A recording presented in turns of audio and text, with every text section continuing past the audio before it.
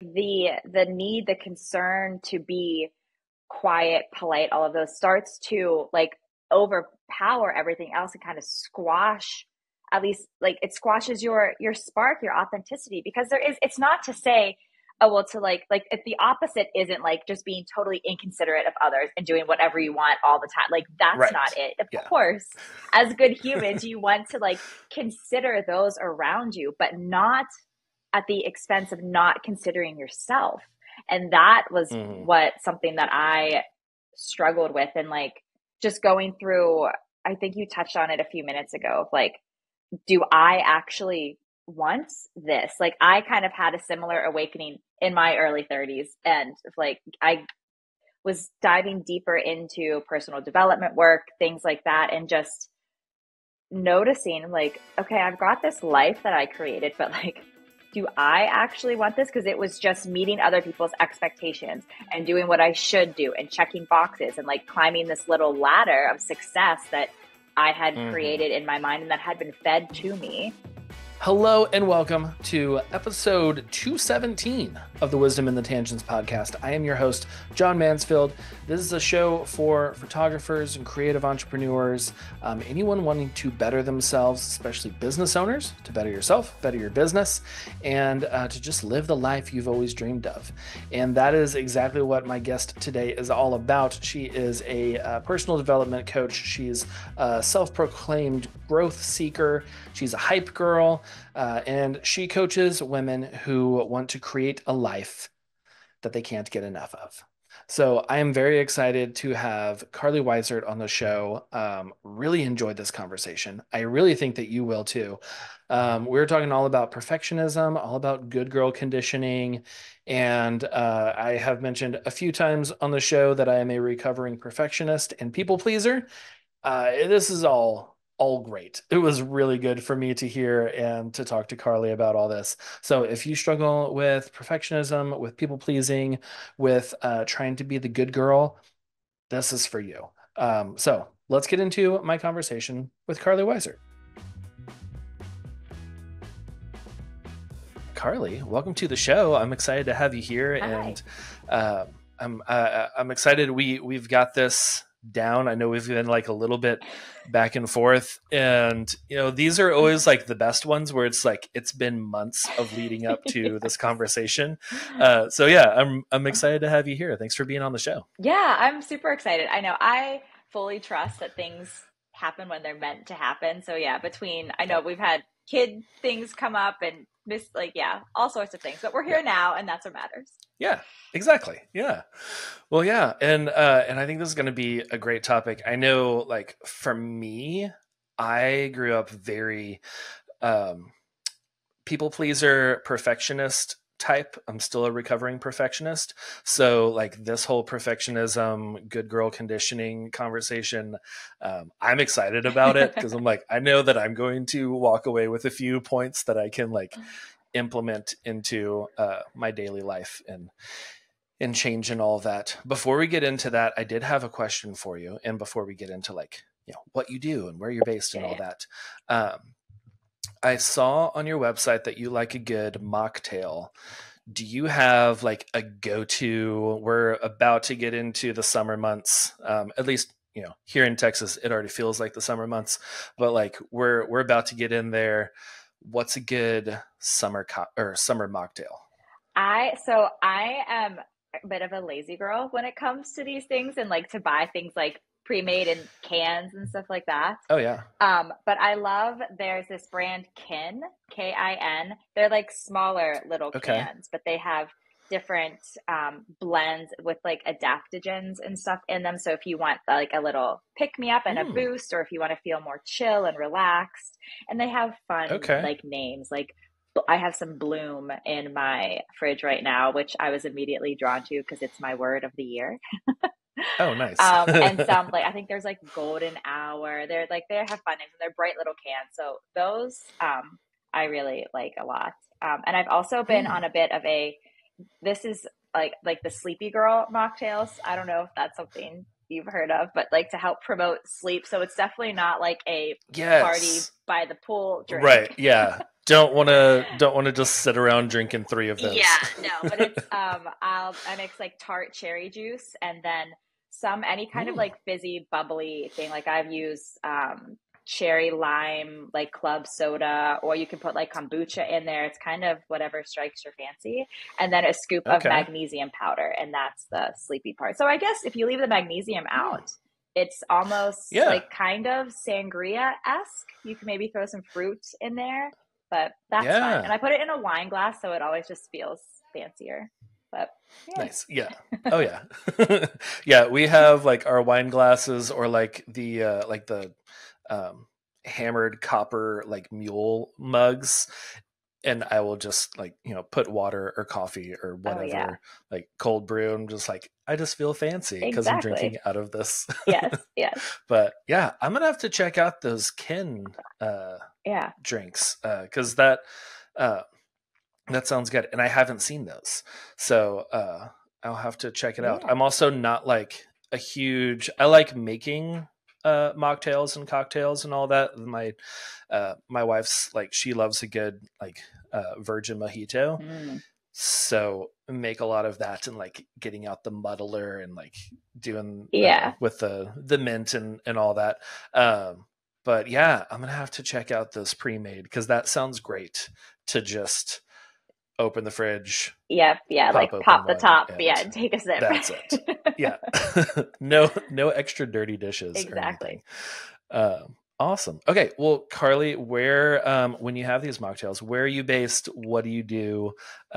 Give us a little insight into you. Yeah, so I'm in Pittsburgh, Pennsylvania, so not quite as hot as it is in Texas. Although actually later today Mm. I'm flying out to Austin for the week to visit a friend. Oh, cool. Yeah, so Nice. I'll get my dose of hot, humid weather here soon. Yep. But I'm in Pittsburgh. I've got two little girls. They're 6 and 8. Their names are Kennedy and Austin. They are lots of fun and lots of energy. And I'm a coach. I'm a women's coach. I work with women who want to break through patterns around people pleasing, perfectionism, good girl conditioning, and kind of broadly, because that can show up in any area of life, really. And so, kind of broadly focusing on that at the moment. I want to in the future kind of narrow down a bit and focus more into where this shows up and how it's tied to body image and food issues, because I have such a history of that myself. But yeah, women's coach, one-on-one coaching, things like that. It's super fun. I love it. Nice. That's awesome. Yeah, I love all of that. Just like, like self-improvement, body positivity, just Yeah. like there's so many things that I didn't know like really until maybe my late 20s, most likely early 30s, when I actually like really understood everything of Mhm. just like uh the things that we pick up on and learn through our adolescence that's not maybe sometimes directly spoken to us, but a lot of times just like we're picking up through society and Mhm. through our family and all of that, and then they just like those mindsets get ingrained, and it's a lot to unpack decades later. Yeah. So yeah, I love this topic. I love all of that, and I know that like a lot of people probably have a good understanding of perfectionism, um, people pleasing, but the good girl conditioning. Can you go into a little bit more of kind of dive into what exactly that is? Yeah. I mean, they're all kind of interconnected in different ways. And good girl conditioning, at least to me, kind of encapsulates people pleasing and perfectionism, but it is as women, I mean, as people, but especially as women. I mean, that's the experience I can speak to as a woman. Right. But like, we're just told to be good, and to be good is often to be small and keep your like opinions to yourself, and to always be polite, and to be like appeasing to others. Like it's very much, which ties into the people pleasing, but putting others first. Like if you're a good girl and a good wife and a good mom and all of these things, at least in my experience, the common denominator of being good is putting yourself last and not taking care of yourself. Yeah. So yeah, it's very much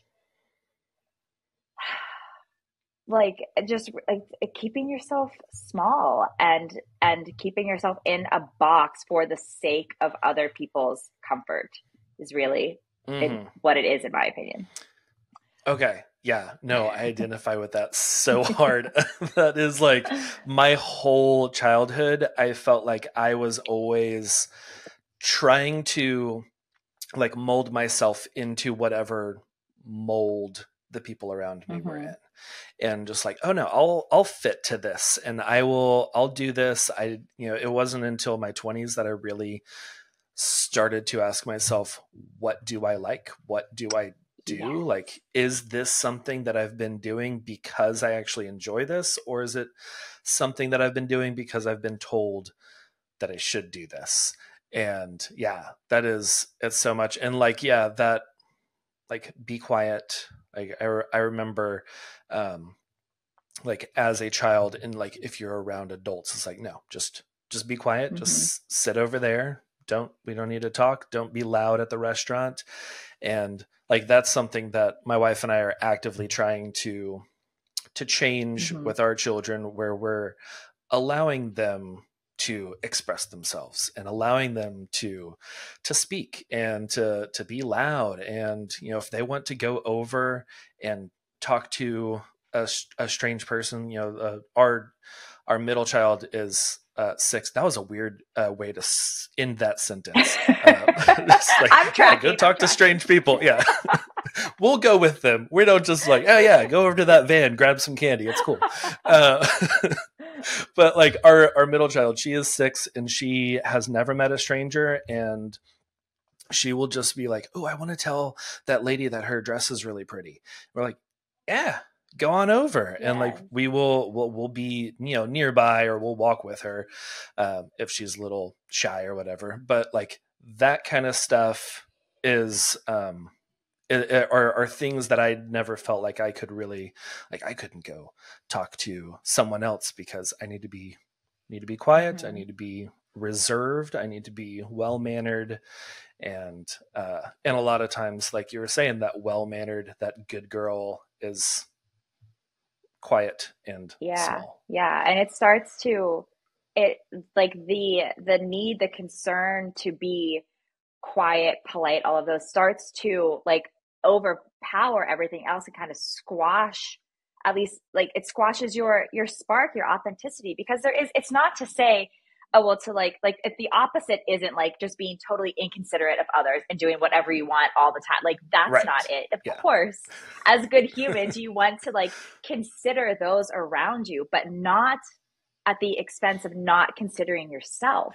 And that was something that I struggled with. And like, just going through, I think you touched on it a few minutes ago, of like, do I actually want this? Like, I kind of had a similar awakening in my early 30s. And like, I was diving deeper into personal development work, things like that. And just noticing like, okay, I've got this life that I created, but like, do I actually want this? Because it was just meeting other people's expectations and doing what I should do and checking boxes and like climbing this little ladder of success that I had created in my mind and that had been fed to me.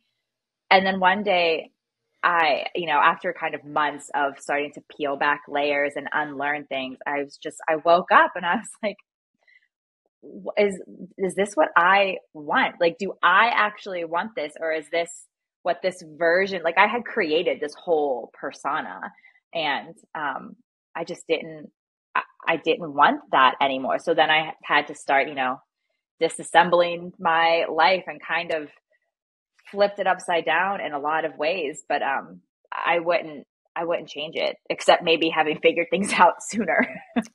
Right. Yeah. It's like, this would have been really helpful like a decade earlier. Yes. Yeah. Hey y'all, quick break to share with you about something new that I put together on the new website, podcast.allheartphoto.com, which has all the show notes from today's episode as well as many others. But I am here to help you build your business and create the lifestyle you always dreamed of And with that comes some resources that I have found very helpful for me building my business, and also some resources that I put together, some guides and email templates and things like that, that I think would be really helpful for you. So if you want to go check that out, head over to podcast.com. Just that, podcast.com. That's the whole thing. Head over to podcast.allheartphoto.com/resources. You can also go check out podcast.com if you want to. I've never been there. Let's give it a shot. Check them out too. Free ad for you, podcast.com. Now back to the show.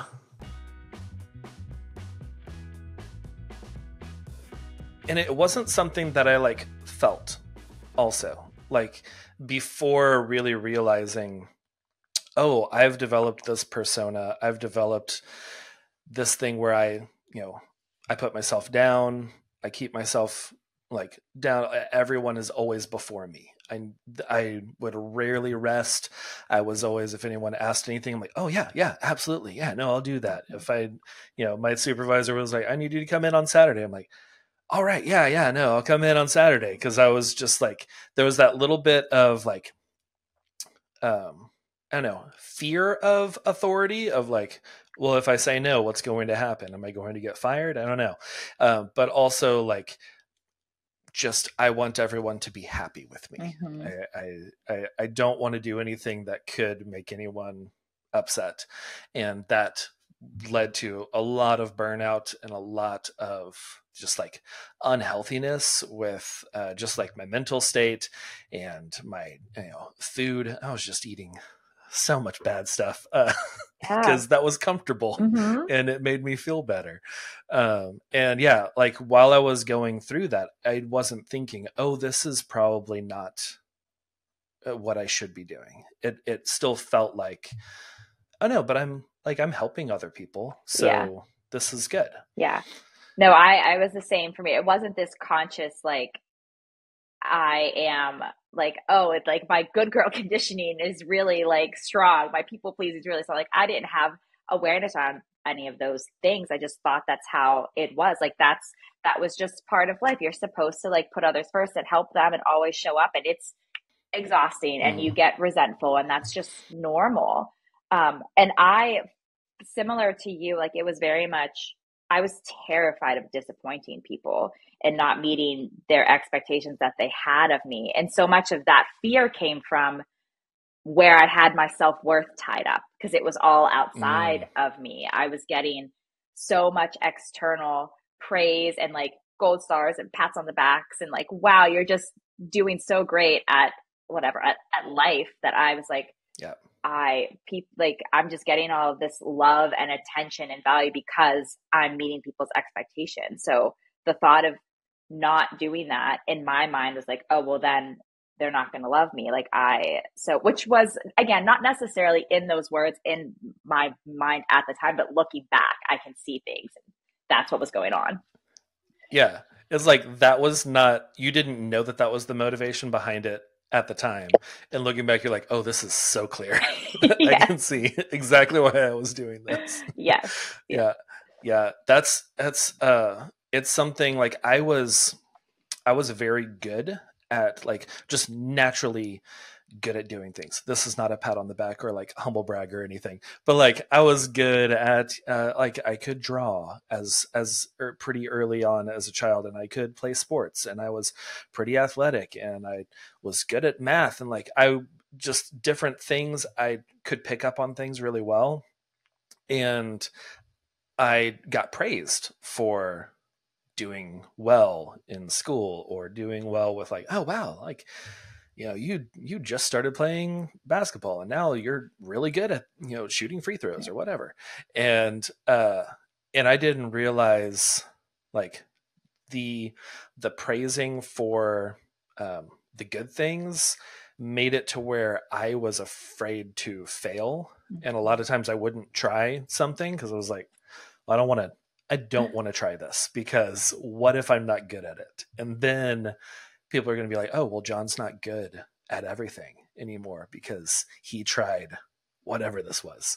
And that's been something it's so interesting, like moving through this and like finding these things out about yourself, Mhm. uh, and then being able to implement them in a different way to your children, um, is so cool because like we praise our children when they do really well. Our two school age kids, they both made pieces of art that were picked up for a local art show. Oh, wow. Big deal, super cool. Kindergarten and third grade, we praise that, but we also like praise them when they try and don't do well, or it's like, hey, you tried soccer and you weren't good at it, but like Yeah. like And it's you okay. did a really great job trying and giving it your best, and that's all that we can ask of you, and like that kind of thing. um we've it's just like we don't want to only praise the good and only give like affirmation when there is good, because then it leads to that uh always wanting to perform, always Hmm. wanting to do better, and then like being afraid of, well, if I fail, what are people going to think about me? Yeah. Yeah. No, I relate so much to the perfectionism and failure thing. Like I wouldn't try things Yeah. because I didn't want to fail. Hmm. And like it was like perfectionism can be paralyzing. And Oh I yeah. don't want with my kids as well. Like I of course want to praise them when they do well and things like that, but it's also like praising the effort. And even like if they say no to something, like, well, I'm really glad that you listened to what you wanted, and just little things like that. I saw something just the other day. Um, this quote, like someone overheard a parent saying to their kid somewhere, like, well, yeah, it's really brave to go on a roller coaster. It's also really brave to say no that you don't want to. So, like, that's the Hmm. kind of energy I want to bring into my parenting, because it is whatever your truth is, speaking that is the brave thing, whether it's a yes or a no.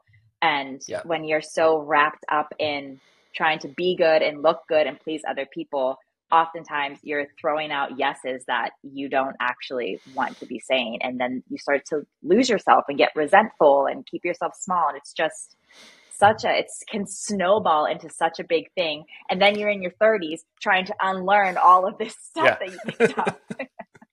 Yeah, and then you're questioning everything of like, okay, is this something that like I really wanted to do, or is this just oh, I saw something recently that just like hit super deep.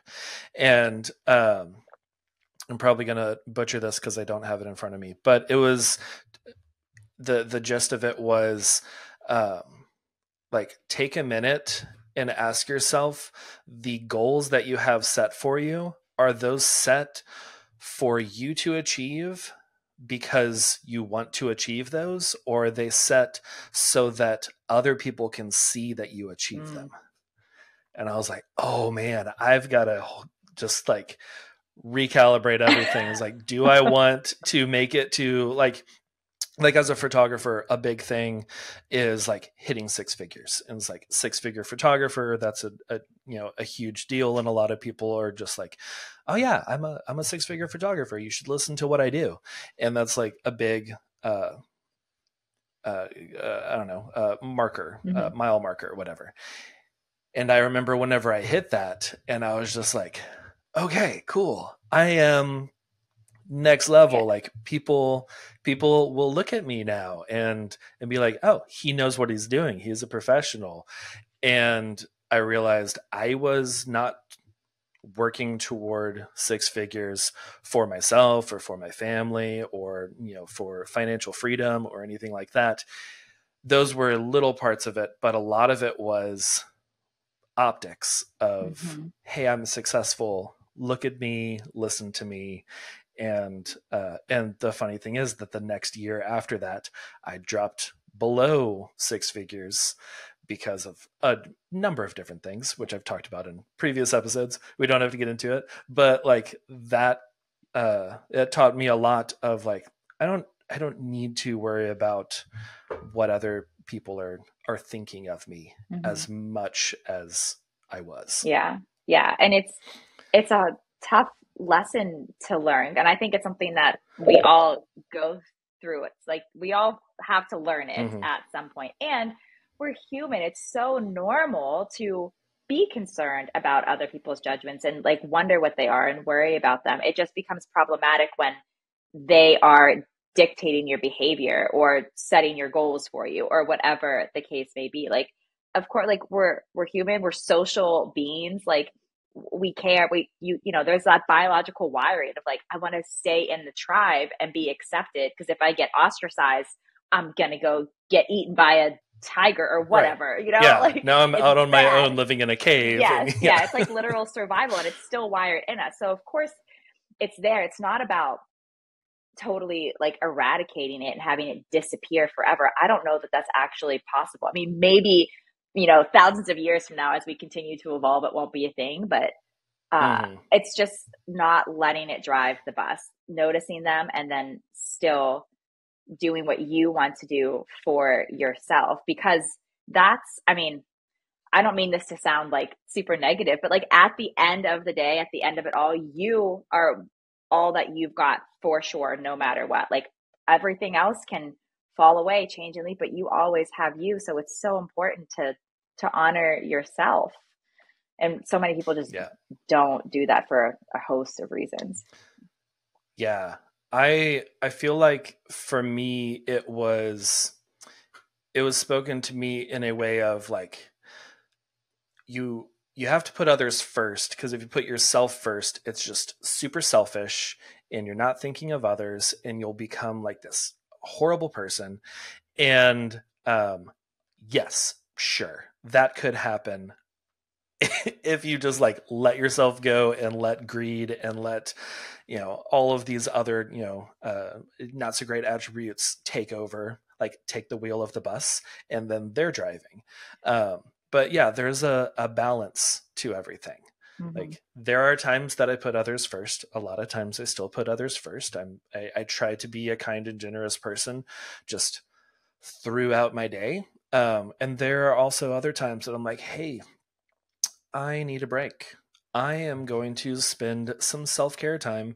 And sometimes that looks like sitting over here and playing my Nintendo 64 GoldenEye 007 that I recently got and just like letting all the nostalgia wash over me. And sometimes that's going for a walk. And sometimes it's, just sitting Mm-hmm. and just not really focusing on anything. And like there's so many different ways to self-care and to put yourself first, and it doesn't always go I just kind of wanted to speak to like like 20-year-old John right now, like you can put yourself first. Yeah. Like you're not gonna turn into a dick. It's okay. Right. Yeah. Like it's people jump so quickly to there, like, oh Hmm. wow, you're like so selfish and self-centered for prioritizing yourself. But it's not, putting yourself first and like only caring about yourself are not the same thing. And if you put yourself first and take care of yourself and prioritize yourself, then you are better able to show up for others and pour into others. Like it's a cliche for a reason. Like you can't pour from an empty cup.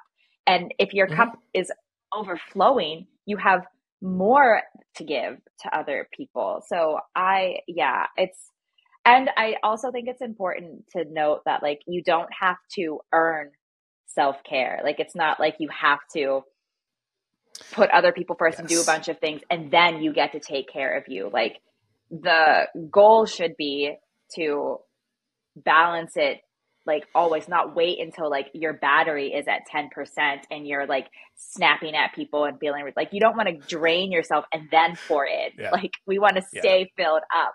It's better for everybody. Yeah. Oh yeah, 100%. It's not like you said earning and I was thinking of like arcade, and like you're playing all of these things in order to get the tickets so that you can earn all of this and go buy whatever, giant stuffed animal that they Yeah. have. It's like you don't have to earn. You don't have to work at it and really get good at skee ball in order to have some self-time and Yeah. some rest. Yeah, totally. Yeah. Yeah. The for someone who's listening to this and maybe they're just like, I don't know, I think I'm good right now. But they're actually like we were in our early 20s and not realizing like that they are just giving and giving and giving and doing things for others and not for themselves as well. What are some good ways that people can like assess things in their life to see, is this something that needs to be changed, or am I like on a good path right now? Yeah. The biggest thing for me, I was very disconnected from my body for most of my life. And so I was like living strictly in my head, and there everything was great. Like my mind was telling, like, oh, like you're getting the praise and the Yeah. attention, and you're checking the boxes, like everything was good. And when I started to learn more about like, oh, there's this whole other part of me like below this floating head, and Yep. tapping in and slowing down and just starting to listen to my gut feelings and my intuition. Like your body is so wise. And I was just so disconnected. And I think it's a cultural thing too. Like we're not taught, I don't think, to, I mean, I wasn't anyway, to like, okay, let's like slow down and like, how does it feel in your body when you think about it? Because something that might like an opportunity, something that looks great on paper, sounds good, like is an easy yes in your brain, I think is still important to like slow down and pause and be like, Mm-hmm. okay, is this like how, when I think about this, how does my body feel? Because it'll tell you, do you feel contraction and tightness? Like that's probably a sign to maybe slow down and evaluate or say no. But if it feels like, and it shows up differently for everybody, but if you feel like just ease and calm and spaciousness, or maybe some like butterflies, like I mean, again, it shows up. You have to pause and tune into yourself to learn what those things are. But that Yeah. would be my biggest piece of advice, is that even if everything looks like it's like coming up like roses, daisies, whatever, like pause and just check in with yourself. And even asking those questions, like the one you saw, wherever it was, of like, okay, am I actually heading down this path because it's something that I want? Or is it something that Mm-hmm. I think I should do, or society told me, or my mom, or professor, or whatever? Like, it's Yeah. at the end of the day, it's just slowing down is the biggest piece of advice I could offer. Yeah, and that is so important, especially in today's society where everything is just so quick, so fast. We want everything now. We want to do everything. You know, I coach other entrepreneurs and photographers, and there's so much of that. Like, I just learned how to use this camera.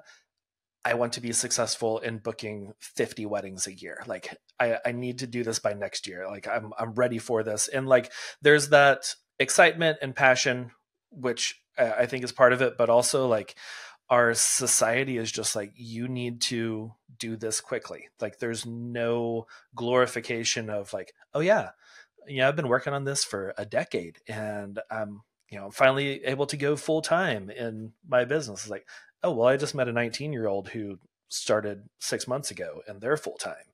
And like, it's just, we glorify the immediate results. Mm-hmm. And, yeah, we don't tend to glorify. I feel like there's a little bit of a shift though, with the last few years, which I'm loving, where we do glorify a little bit more of the like rest, meditation, Mm-hmm. like inward thoughts, and and really finding and asking things about yourself instead of just going. Because I was very much like you, Carly. Like we're we're very paralleled in a lot of our stories. Where I just like I lived in my head. I was always thinking, Mm-hmm. and I fractured my back in 2014. I would say surfing, but it wasn't really. I was just in a wave and it hit me. Didn't have a surfboard, but surfing sounds cooler.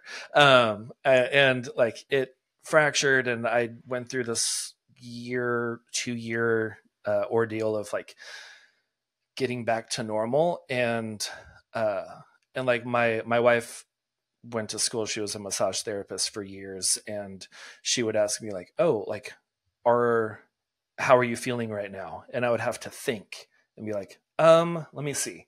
Yeah, kind of hurting, because I lived in my head and wasn't listening to my body. And Mm-hmm. it was, I'm still trying to learn how to listen to my body, especially for pain, because I just, for so many years, would just work through it and be like, oh no, this is fine. Like, Yeah. like that meme of like The room on the fire. house is on fire, and it's just like, everything's fine. I'm fine. It's okay. Yeah. Yeah. No, it's still very much a practice for me too. Like it's so, because I mean, and if you think about it, like if I spent 30 some years like living up here and just the past couple Right. starting to drop down, and like of course my default is to just shoot back up into my head, but Yeah. just to like taking the time to like take a breath, like an actual full fill your whole lungs breath, and just notice like and granted it's gotten better for me over time because I've been practicing it, but like in the beginning when I would like, okay, let's check in with myself, like my shoulders were up here, like everything, like my body was just tight all the time, and I'd be like, oh, like I need to just relax, and just Mm-hmm. noticing how much tension and tightness was always there, which then was also an indicator of like maybe my life is like not quite in alignment for me if my body's like this all the time. Like it's trying to Right. tell me something, like it's not just doing it for fun, like it's trying to communicate with me. Yeah. Yeah, it's like, and I think that's a difficult hurdle to get over, is like listening to your body, especially like your posture, and just like how do you sit? Where are you like mostly closed in? Mm-hmm. And like listening and looking at your body and seeing what exactly is your body doing. Like you may feel like you have. I know people who have very successful businesses. They are, you know, investing and making all sorts of money, but like personally, they're just so stressed all the time because they got to be on all the time. And the same thing of like you stop and like it's just, you can feel that your body is stressed, and it's like, okay, we've got a vacation coming up in 3 months, so I'm just gonna power through Yeah. until this like 7 day break, and then I will continue to do this for the next 51 weeks. And yeah, is definitely not something. It's like that filling up your cup Mm-hmm. that you were talking about earlier. You can't just keep going on an empty cup, because it's just going to add so much more stress to your life. Yeah. Uh, Yeah, like yeah. life shouldn't be looking forward to vacation. Like Yeah. I mean, not that you can't look forward to good things, Yeah. but like if you're always looking for the next opportunity you get to escape your life, then maybe Uh-huh. you should reevaluate the day to day instead of trying to find the next way to escape it. Yes. Yeah. Yeah. There's so many vices of just like, I've got a lot of friends that I grew up with that are like heavy into video games, which by itself, not a bad thing. I don't think so. There are a lot of people who like have made careers playing video games and like on Twitch and all the stuff, but their video games are, this is an escape for me. This Mhm. is so I can just block out the world because everything is stressful, and this is my escape for 2 hours a night. And yeah, like if that is where you are, where you need that escape and you're just like trying to get away from the stress of life, make those small steps to start changing the amount of stress in your life to where you don't have to run away Mhm. all the time. Yeah. Yeah. Uh, Yeah. feel like this whole conversation is just like pointed at 20 something year old I know, me. I I'm know. like, if you could have just learned this earlier, Yes, things would have been so great. truly, truly. But Yeah. yeah. Oh, yeah. Okay. So Carly, for those listening that are like, okay, this is great, I want to do this, what are some kind of baby steps, some things? I know you mentioned like taking a break, like breathing in fully, which changes me completely. Mhm. I don't realize how shallow of breaths I take throughout the day until I sit there and like really breathe in, like full expansion of my lungs, like belly going out and Mhm. everything, and just like Okay.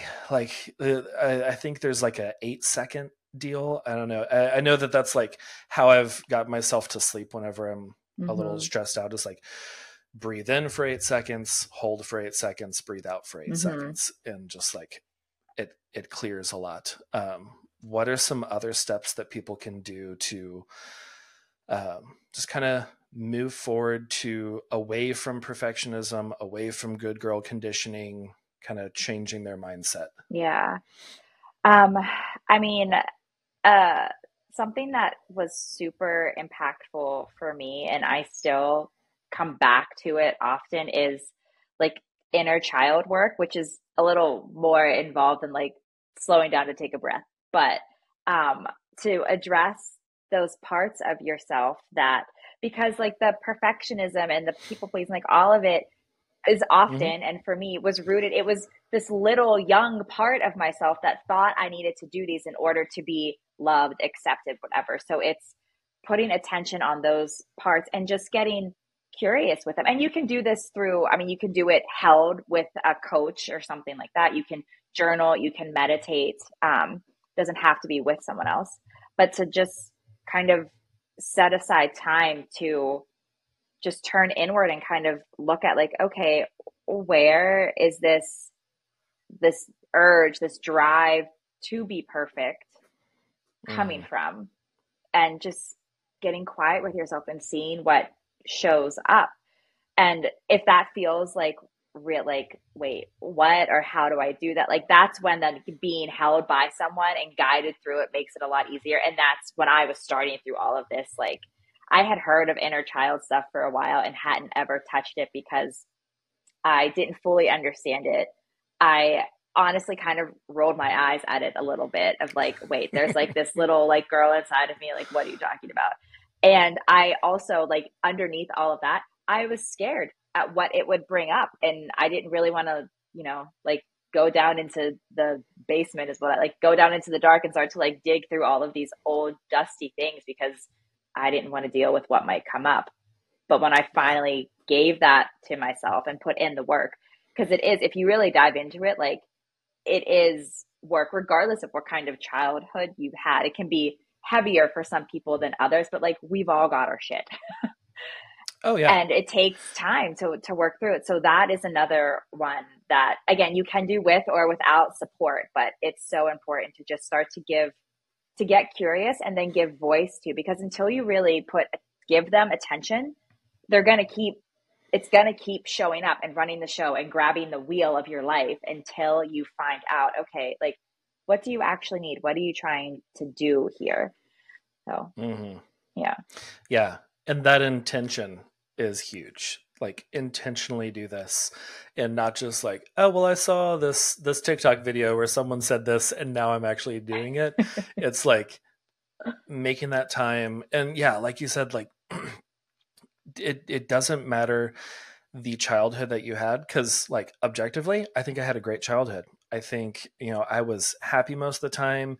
We kind of we lived in poverty for a bit, but my parents kind of kept that from us in a way that we didn't know and like until later. And like we had our struggles for sure, but overall I was a happy child and in a loving family. And still I've got all of this Mm-hmm. to unpack, and like so much perfectionism and so much, so many things that just like I absorbed, not necessarily being taught directly, but just absorbed as a kid because like you're those fundamental like those what is it, like 5 to 13 or whatever, you're just like Yeah. bringing everything in. You're just a sponge. And I know, like my son is homesick today, and has been great the last 40 something minutes we've been talking. But I know that like in his 20s, he is probably going to be unpacking things from his childhood, even though I'm actively trying to reduce the number Mm-hmm. of things that he will need to unpack.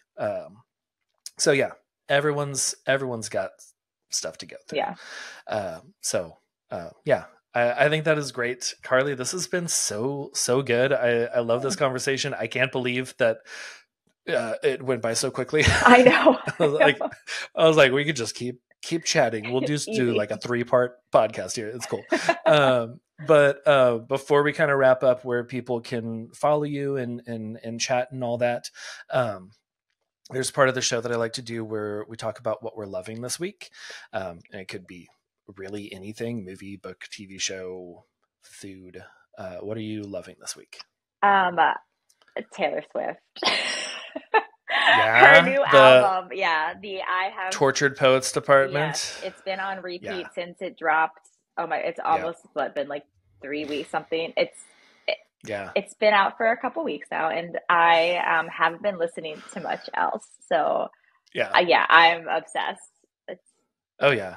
What's one of your favorite tracks? And I know, like, I'm a music video kind of person, so I like that, like, Fortnite had a video, so that one has been on more repeat for me. Mm-hmm. But what's one of yours that you're just like, every time it comes on, it's like, actually, you know what, I'm gonna redo this one again before we move on to the next?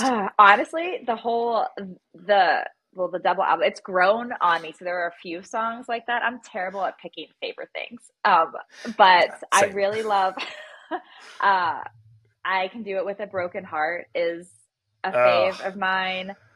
Which kind of like ties into this whole conversation really of like, oh, just like put on a smile and fake it and go.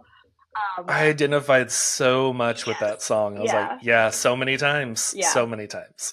So that's probably my top one. I like that a lot. And Down Bad and But Daddy, I Love Him are also two that I really like. I just love the line in But Daddy, I Love Him. I'm having his baby. No, I'm not, but you should see your faces. You should see your faces.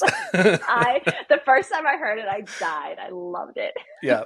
Oh yeah. There's a few YouTubers that my wife and I like to follow and just see, like, they've done pretty much every Taylor Swift album and like Beyonce's Cowboy Carter and stuff like that, where they're just like reacting to the songs in real time. And I love the compilations of like all these people that are just recording themselves listening and that line every time, and they're just like, what? And then it's like, you should see your face, and they're like, like breaking that fourth wall is so great. I know. So good. So those top three, those are my top three. I'll stop there. Nice. Okay, sweet. Yeah. Oh, awesome. Yeah, that has been on repeat in our house too. Our kids are big Taylor Swift fans. They hear her music at school too.